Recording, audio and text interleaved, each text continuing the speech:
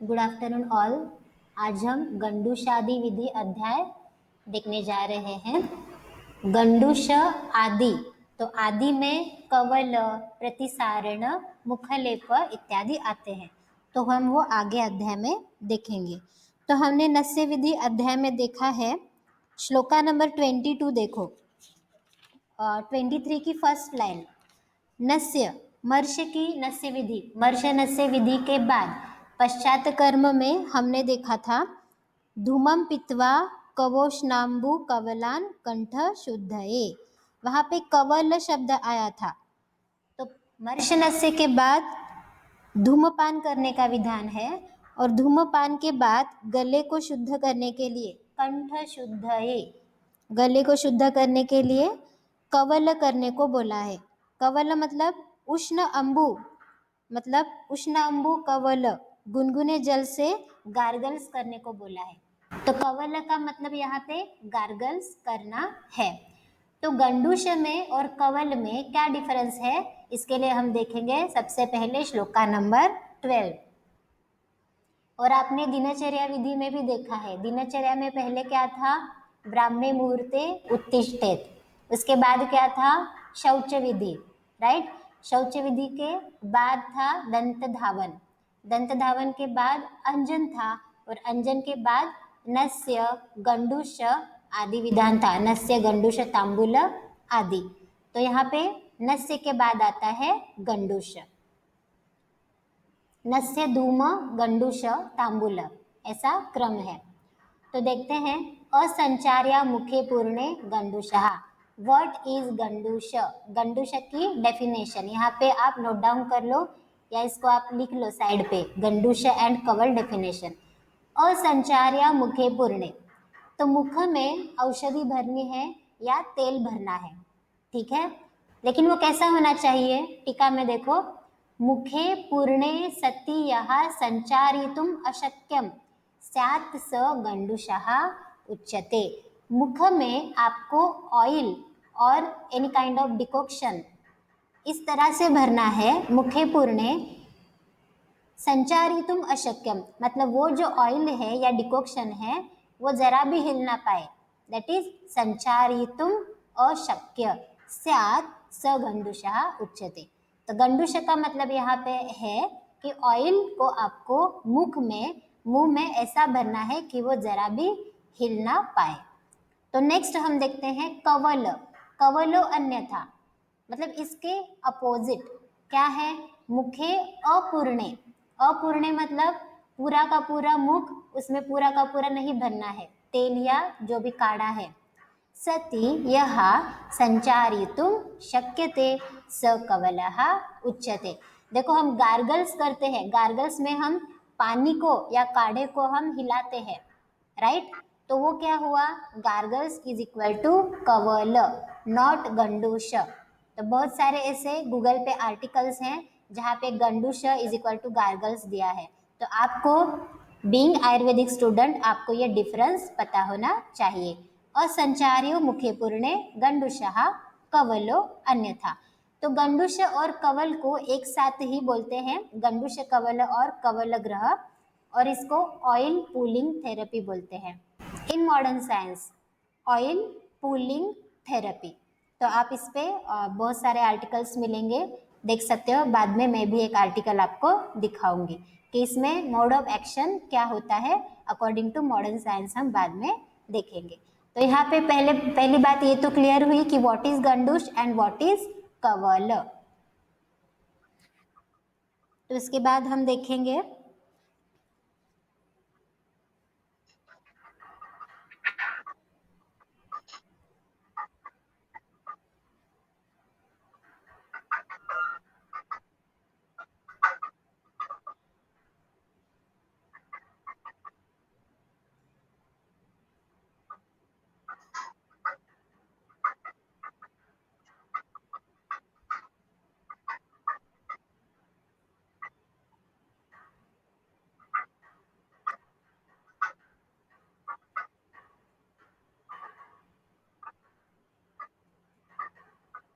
अथा तो गंडूश आदि विधिम अध्यायं व्याख्यास्यामः इति अस्माहुरात्रेयादयो महर्षयः।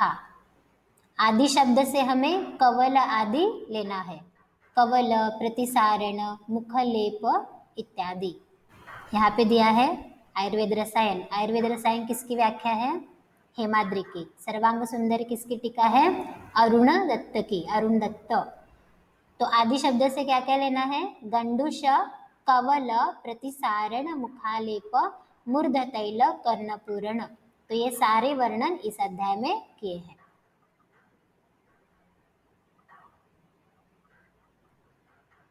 Shloka number 1।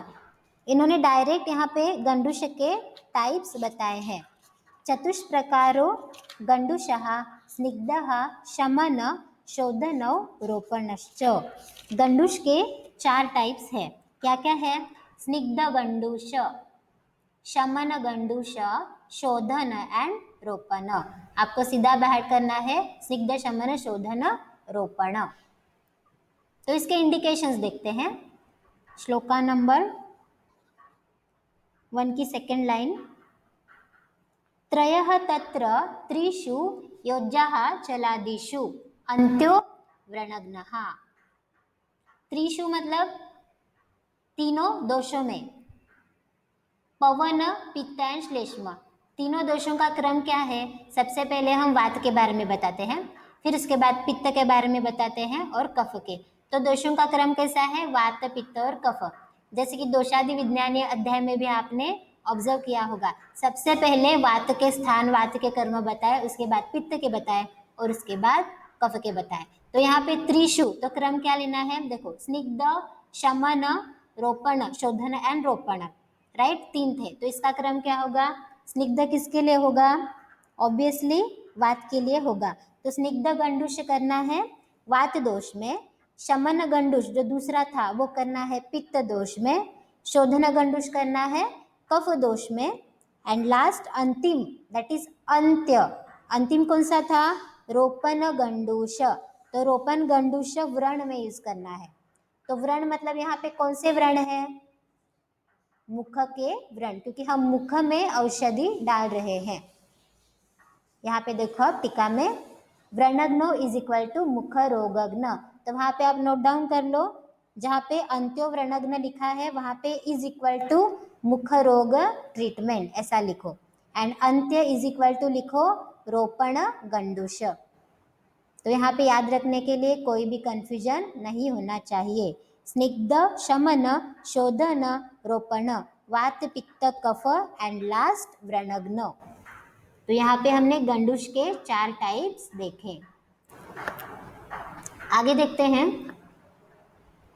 According two types इसके इंडिकेशंस क्या है, द्रव्य क्या यूज करना है। इदानीम एषाम लक्षणानि, तो हम आगे जो टाइप्स बताए उनके लक्षण हम बताते हैं। स्निग्धो अत्र, स्निग्ध गंडुष जो वात के लिए था। स्वादु अम्ल पटु साधितैहि स्नेहैहि, तो हमें पता है वात शमन करने वाले रस कौन कौन से हैं? मधुर, अम्ल एंड लवण। तो मधुर, मधुर रस प्रधान, अम्ल रस प्रधान और लवण रस प्रधान, इनके संयोग से पकाए हुए या सिद्ध किए तैल का यूज करना है। स्नेह, देखो स्नेह मीन्स तैल। तो स्नेह में, स्नेह विद्या अध्याय में आपने जो स्नेह के 4 टाइप्स देखे, घृत, तैल, वसा, मज्जा। तो स्नेह इज इक्वल टू घृत, तैल, वसा आदि किसके साथ सिद्ध करना है? साधितैहि, मतलब सिद्ध करना। कौन से द्रव्यों के साथ? स्निग्ध, स्वादु, अम्ल एंड लवण। ठीक है, तो ऐसे द्रव्यों के साथ सिद्ध करके हमें यहाँ पे तैल यूज करना है। तो स्निग्ध गंडुष में हम स्नेह यूज करेंगे। वो स्नेह कैसा होना चाहिए? स्वादु, अम्ल, पटु मीन्स लवण, इन द्रव्यों से सिद्ध किया हुआ तैल। नेक्स्ट देखते हैं शमन गंडुष। तो शमन गंडुष के लिए क्या औषधि यूज करने हैं? श्लोका नंबर 2 सेकेंड लाइन। संशमन दैट इज शमन, तिक्त कषाय मधुर। तो हमें पता होना चाहिए यह पित्त के लिए है। शमन गंडुष पित्त दोषों में यूज करना है, पित्त दोष की चिकित्सा में। तो रस कौन से होने चाहिए? ऑब्वियसली मधुर तिक्त कषाय, तिक्त कषाय मधुर औषधेहि। तो यहाँ पे तिक्त कषाय और मधुर रस प्रदान औषध द्रव्यों के क्वाथ, यहाँ पे क्वाथ यूज करने हैं। यहाँ पे एग्जाम्पल्स दिए हैं, आप नोट डाउन कर लो। पटोल, अरिष्ट, अरिष्ट मीन्स इसको नींबू भी बोलते हैं, जम्बू, जम्बू मतलब जामुन, आम्र, आम, मधुक, इन द्रव्यों के क्वाथ, क्वाथ यूज करने हैं, काढ़ा यूज करना है।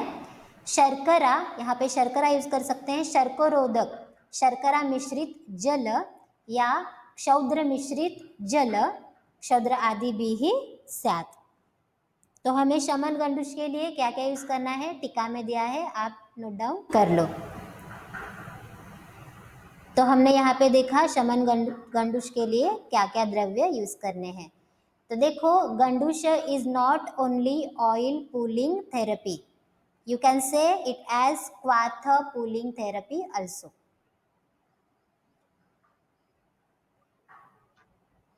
कुछ मॉडर्न टर्म्स है जो एग्जैक्ट मैच नहीं करते आयुर्वेदिक टर्मिनोलॉजी से।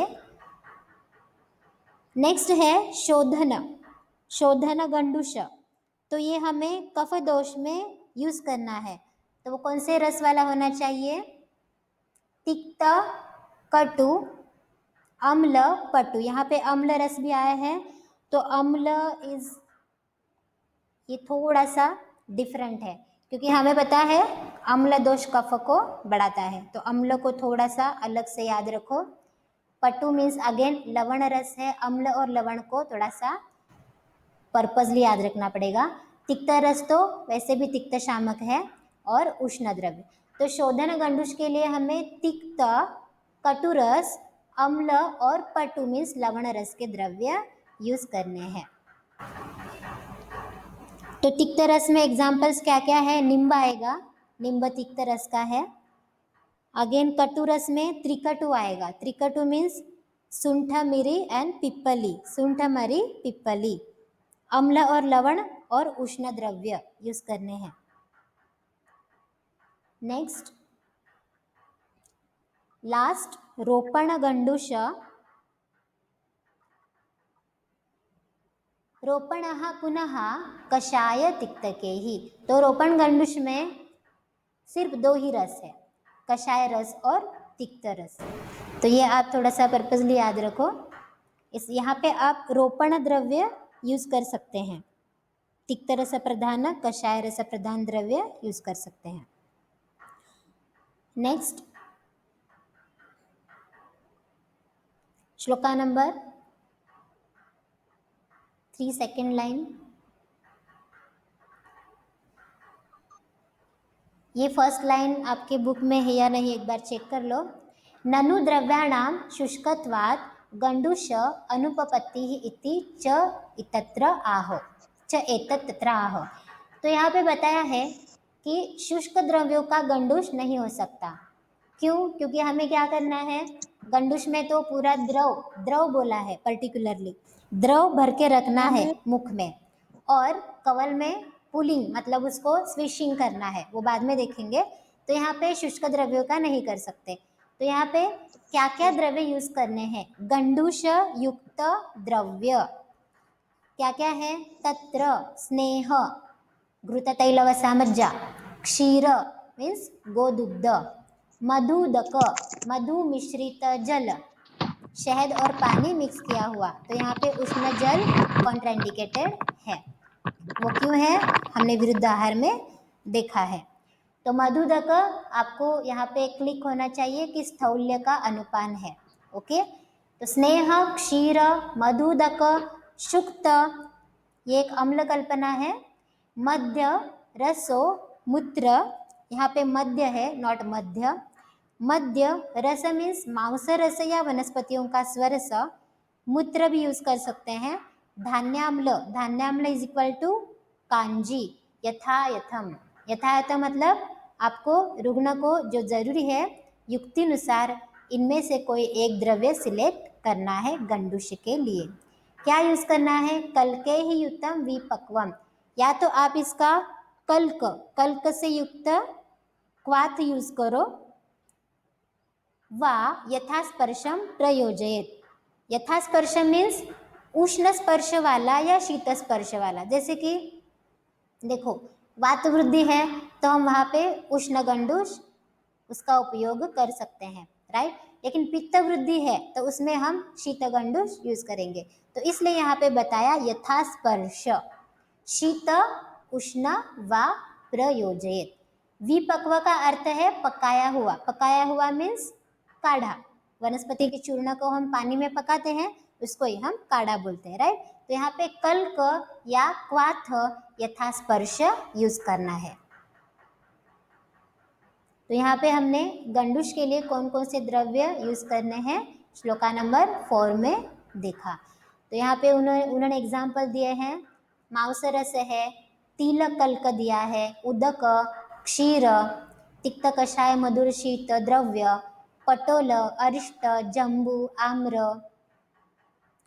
मालती पल्लव, उत्पल, मधुक, क्वाथ, शीतोदक, सीता मीन्स खड़ी शक्कर, बड़ी शक्कर, शीतोदक उसका पानी, क्षौद्र मीन्स मधु, क्षीर, इक्षुरस, घृत आदि भी ही शमनः।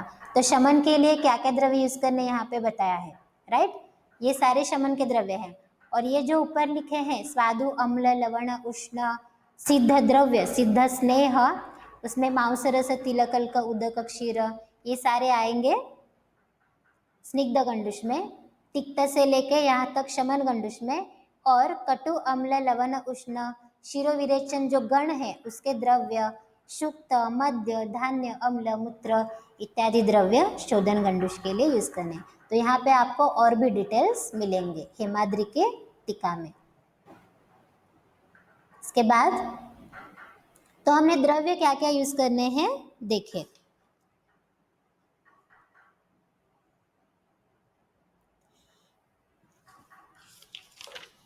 इसके बाद रोगानुसार गंडूश का प्रयोग फॉर ट्रीटमेंट पर्पस।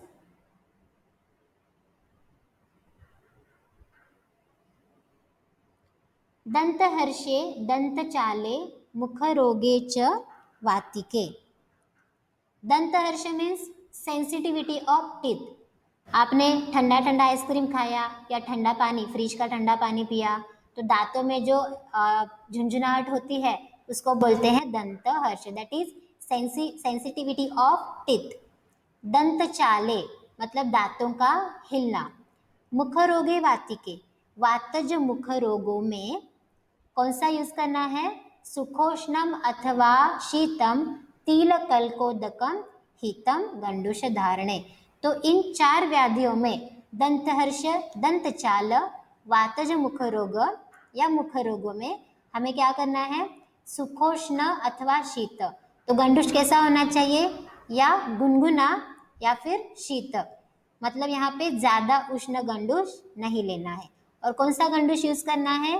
तिलकल्कोदक। तिल जो होता है उसको पानी डाल के जस्ट बारीक किया, ठीक है, और उसमें थोड़ा सा पानी डाला तो वो हो गया कल्क। और कल्क और पानी की मात्रा बढ़ाई तो वो हो जाएगा तिलकल्कोदक। तिलकल्क को उदक में मतलब जल में मिक्स करना इज इक्वल टू तिलकल्कोदक। तो दंतहर्ष, दंतचाल, वातज मुख रोगों में तिलकल्कोदक का गंडूश हितकारक होता है। और वह कैसा होना चाहिए? सुखोष्ण अथवा शीत। नेक्स्ट, तो ये जो पॉइंट है आप यूटिलिटी ऑफ गंडूश में लिख सकते हैं। नित्यम तैलम मांसरसो अथवा, टीका में देखो स्वस्थे गंडूशम आह। तो स्वस्थ व्यक्ति के लिए कौन सा गंडूश हितकारक है? तैल और मांसरस का। तिल मीन्स तिल तैल और मांस रस। तो स्वस्थ व्यक्ति के लिए तिल तेल का गंडूश कर सकते हैं और मांस रस का गंडूश कर सकते हैं। तो देखो यहाँ पे गंडुश is equal to not only oil pulling therapy. Next point, again उषा दाहान्विते पाते। उषा दाह मतलब जो मिर्च होती है, जब मिर्च खाने के बाद जो मुख की जलन होती है, या फिर आपने बहुत ज़्यादा तीखा खाया तो जो जलन होती है तो उसको बोलते हैं उषा दाह। उषा दाहान्विते पाके, मुख पाक में, मुख पाक मीन्स टोमेटाइटिस। क्षते मतलब या कुछ वहाँ पे इंजुरी होना, मुख में कोई इंजुरी होना। च आगंतु संभवे मतलब आगंतुज क्षत होना, आगंतुज अभिघात होना या मुख में चोट लगना। विष में, विष पान करने के बाद जो मुख की जलन होती है उसमें।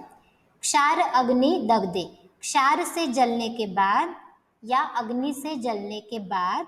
सर्पी ही धार्यम पयो अथवा, देखो ऐसी कंडीशंस में क्या क्या करना है। तो ये सारी जो कंडीशंस है इसमें मुख का दाह होता है, जलन होती है। तो ऐसी कंडीशन में आपको क्या करना है, सर्पी दैट इज गोघृत, गाय का घी या गाय का दूध गंडुश के लिए यूज करना है। दैट इज सर्पी ही गंडुषे हिते हितम क्षीरम वा। तो ये अगेन इसका इंपॉर्टेंस या यूटिलिटी है अकॉर्डिंग टू कंडीशन।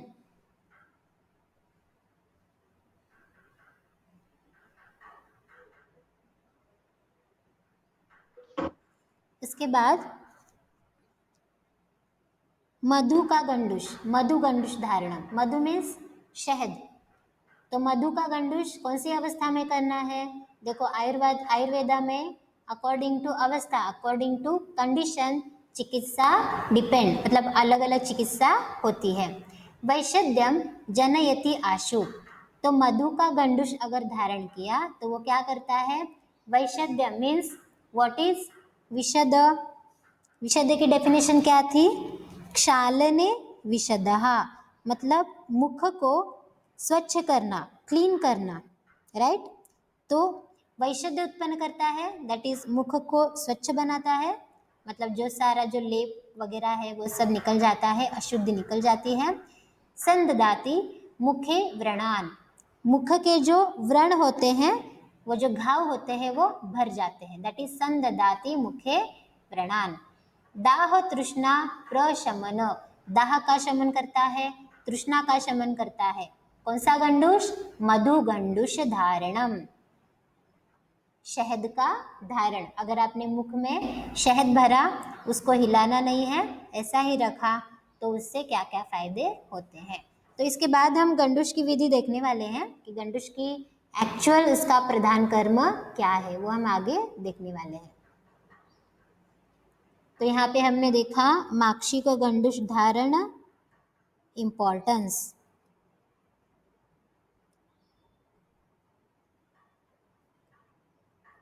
इसके बाद श्लोका नंबर 8 सेकेंड लाइन, लवण युक्त धान्याम्ल। धान्याम्ल मीन्स कांजी, उसमें हमने थोड़ा सा लवण मतलब सैंधव डाला, तो वो कौन सी कंडीशन में यूज करना है, आस्य वैरस्य, मुख की वीरसता होना। देखो कभी कभी हमें टेस्ट ही नहीं समझते, जीवा के ऊपर एक लेप सा बन जाता है, कोटेड टंग ऐसा हम बोलते हैं। ऐसी कंडीशन में आप धान्याम्ल का दैट इज कांजी का गंडुश कर सकते हैं। आस्य वैरस्य मल, मुख में मल जमना, इकट्ठा होना या टॉक्सिन्स। दौर्गंध्य नाशन, देखो मुख के दौर्गंध्य नाशन के लिए हमें धान्याम्ल का गंडुश करना है। फाउल स्मेलिंग बोलते हैं जिसको, दौर्गंध्य नाशन। तो कौन कौन सी कंडीशन है, आस्य वैरस्य, मल एंड दौर्गंध्य नाशन। इन 3 कंडीशन के लिए हमें धान्याम्ल दैट इज कांजी का उपयोग करना है। नेक्स्ट यहाँ पे हमने धान्याम्ल प्लस लवण यूज किया था, राइट।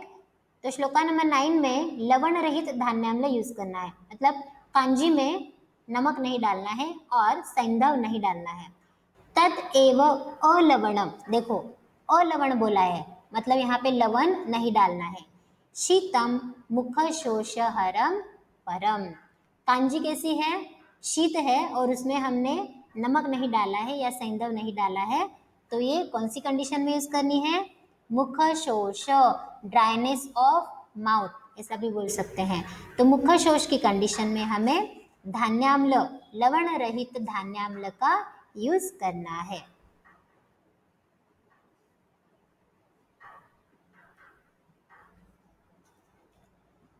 उसके बाद श्लोका नंबर 9 की सेकंड लाइन, क्षाराम्बु गंडूश, क्षार प्लस अंबु इज इक्वल टू क्षाराम्बु।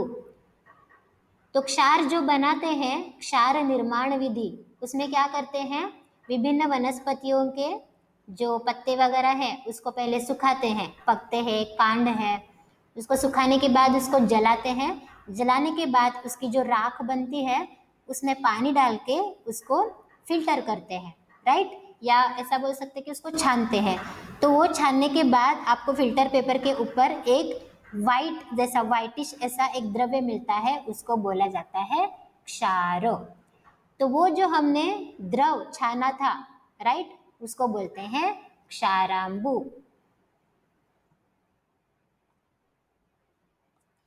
तो क्षाराम्बु का गंडूष कौन सी कंडीशन में करना है, भिनत्ति श्लेष्मणः चयन, चयम, मुख में अगर कफ भरा हो, राइट, तो इसी कंडीशन में हमें कौन सा गंडूष करना है, क्षाराम्बु गंडूष। तो यहाँ पे जस्ट क्षार का एग्जाम्पल दिया है, स्वर्जिका आदि, तो स्वर्जिका एक क्षार का प्रकार है। और यहाँ पे क्षाराम्बु का मीनिंग दिया है आयुर्वेद रसायन में, क्षार गालन उदक, क्षार गालने के बाद जो पानी बचता है वो, दैट इज कॉल्ड एज क्षाराम्बु। तो क्षाराम्बु का गंडूष श्लेष्मणः चयम, मतलब मुख में कफ भरा होता है ऐसी कंडीशन में यूज करना है। तो कितनी कंडीशंस है देखो, कंडीशन वाइज अलग अलग द्रव्य यहाँ पे बताए गए हैं।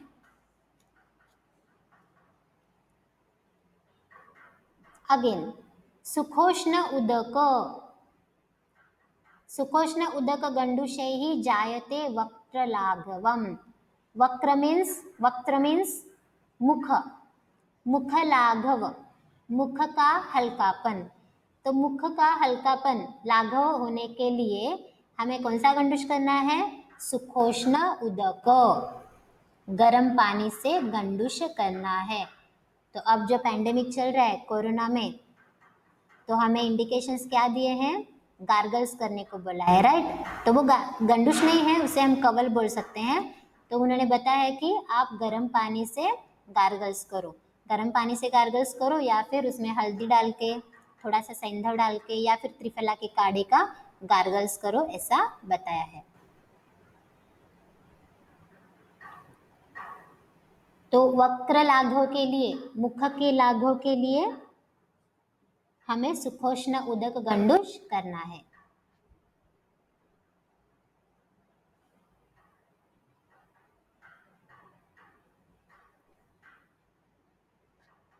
इसके बाद गंडूश विधि, दैट इज प्रधान कर्म, क्या क्या करना है, निवाते, निवाते मीन्स जहाँ पे सीधी हवा का प्रवेश ना हो, या बाहर की हवा या फैन की हवा, मतलब फैन के नीचे गंडूश नहीं करना है। स आतपे, देखो जहाँ पे हल्की धूप हो, निवाते स आतपे, यहाँ पे ज्यादा पवन ना हो लेकिन थोड़ी धूप हो, ऐसी कंडीशन में। स्विन्न मृदित स्कंद स्कंदकन धरा, तो क्या करना है, स्विन्न, तो पहले शोल्डर को आपको स्कंद कंद रहा, शोल्डर को आपको स्वेदन करना है, गर्दन पे स्वेदन, कंधे पे और गर्दन पे, मन्या पे स्वेदन करना है, और उसके बाद मर्दन करना है, दैट इज मृदित। स्विन्न मीन्स स्वेदन करना और मृदित मीन्स मर्दन।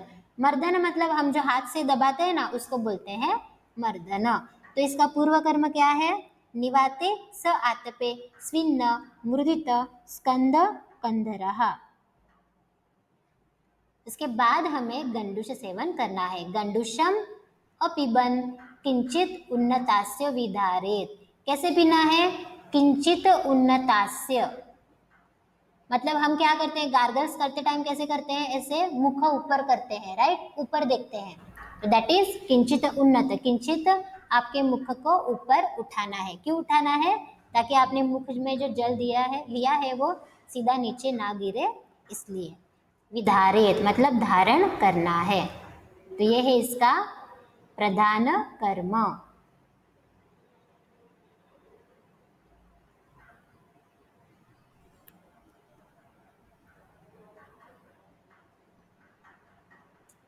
कितनी अवधि तक करना है, देखो ये कहीं पे भी नहीं बताया है।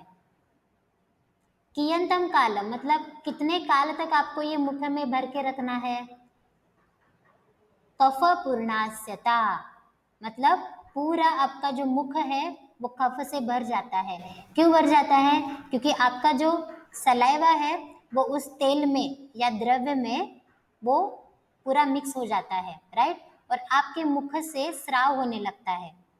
कफ पूर्णास्यता यावत स्रवेत घ्राण अक्षता अथवा, जब तक नाक से पानी नहीं आ जाता या मुख से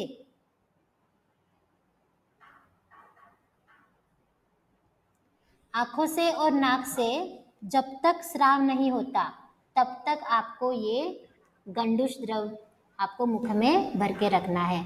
तो इसका क्या है विधि का मतलब काल क्या है, एक प्रॉपर काल यहाँ पे नहीं बताया है। तो देखो हर पर्सन के लिए अलग अलग काल हो सकता है। जब आपका मुख कफ से भर जाए, यावत स्रवेत घ्राण अक्ष, आंखों से और नाक से जब तक स्राव न हो जाए तब तक आपको ये गंडूश धारण करना है। तो ये आपको काल याद रखना है। तो हमने ऑलरेडी देखा है असंचारी गंडूश एंड संचारी कवल।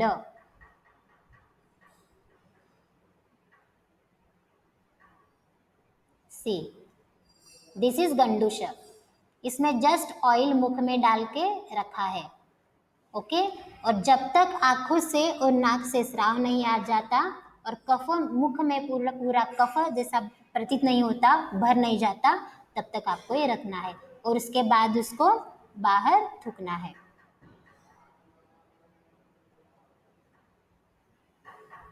ये है कवल जिसको हम बोलते हैं गार्गल्स।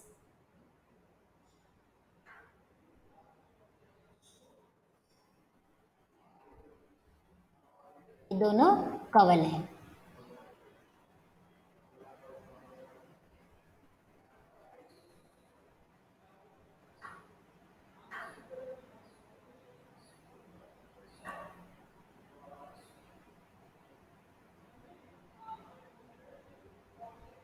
तो यहाँ पे अपना गंडुश और कवल टॉपिक फिनिश होता है।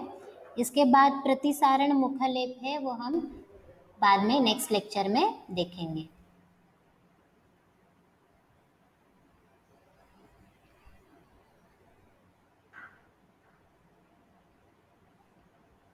तो यहाँ पे जस्ट मोड ऑफ एक्शन दिया है।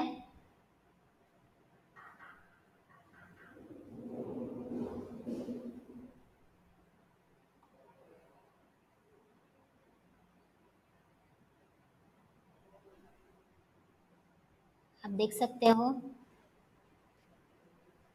The mechanisms of oil pulling action are currently being research. इसके ऊपर रिसर्च अभी चल रहा है।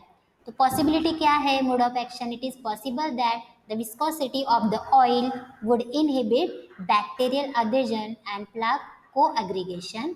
The other possible mechanism might be the saponification process that occurs as a result of alkali hydrolysis of oil by bicarbonates in saliva. There are antimicrobial properties in some of these oils which have been researched scientifically. Okay, तो mode of action probably ये हो सकता है।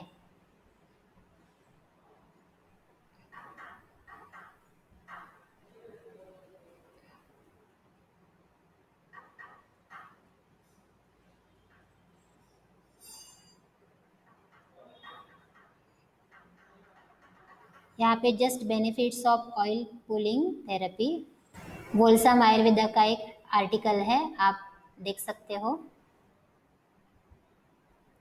तो इसकी भी यहाँ पे उन्होंने मोड ऑफ एक्शन दी है।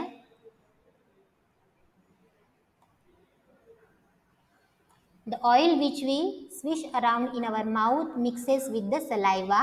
Lipids in the oil pull out toxins from the oral cavity. As the oil is swished around the teeth, gums and tongue, the oil continues to absorb toxins from saliva and various glands in our mouth. Antibacterial properties of oils used in this practice also kill various germs inside the oral cavity.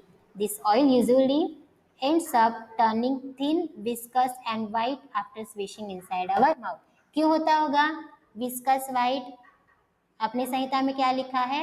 कफ पूर्ण आस्यता, उसमें मुख का जो कफ पूरा भर जाता है, इसलिए। Once the oil has reached this consistency, it should spit out. तो देखो यहाँ पे इन्होंने प्रॉपर काल नहीं बताया है, लेकिन हमने आयुर्वेदा में बताया है कि जब तक आंखों से और नाक से स्राव नहीं निकलता तब तक आपको गंडूश को बाहर थूकना नहीं है। तो ये थोड़े लिमिटेशंस हैं मॉडर्न साइंस के। Modern science means just correlation of Ayurveda in modern science, तो उसमें थोड़े मिस्टेक्स हैं, तो हम उसको इग्नोर करेंगे। जस्ट हम mechanism, possible mechanism of action, इसको हम जस्ट लिखेंगे इन केस एग्जाम में पूछा गया तो।